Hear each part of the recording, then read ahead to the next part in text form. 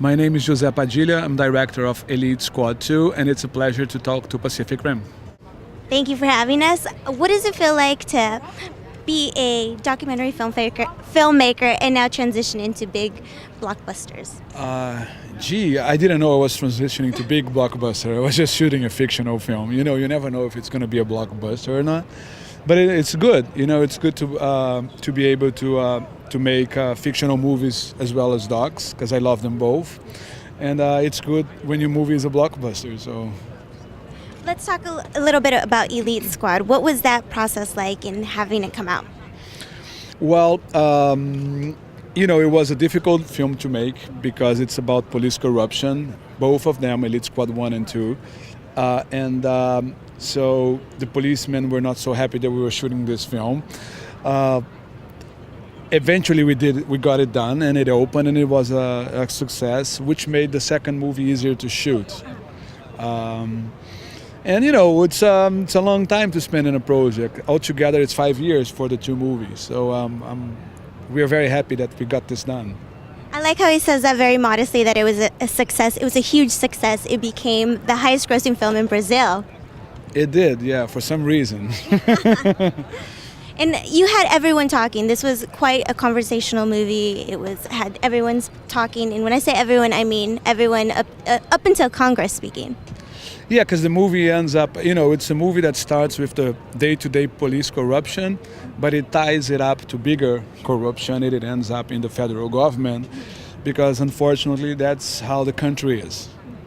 And of course the gentlemen sitting at Congress were not so happy, so they talked about it. But the more they talk about it, the more easy it is for everybody to understand that what the film is showing is the case. Everyone was talking about the violence in the movie. How true do you think you stayed to the violence and the crime corruption in Brazil? Well, the point of the movie is to show that the corruption that looks like, you know, it's just corruption, it's actually connected to very violent things at the end of the day. So it's to make that connection. And so I decided to show the violence in just the way it is. It's in your face. Yeah, in its true format. Well, unfortunately, Rio de Janeiro is a very violent city. And not only the criminals are violent, but so are the policemen. And so that's what we sort of shown in the film. So what can viewers expect to see in the new RoboCop film?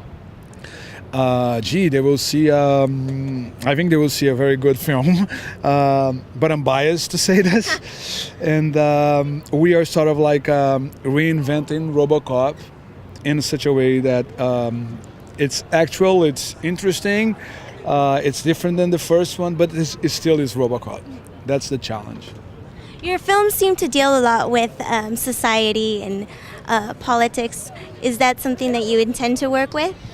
Yeah, I mean, if you look at RoboCop, the first movie, it's very political. It's a satire of America in the 80s, and so we're going to retain the political satire in the next film, for sure. And as a director, what's been your biggest challenge?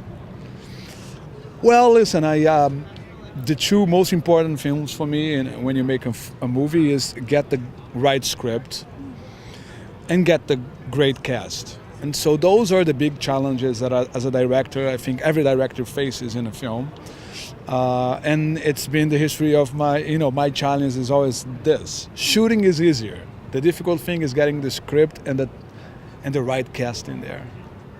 Thank you so much. Well, everyone be sure to check out Bus 174, Elite Squad, and the new RoboCop. Meu nome é José Padilha, eu sou o diretor de Tropa de Elite 2 e é um prazer falar para o Pacific Rim.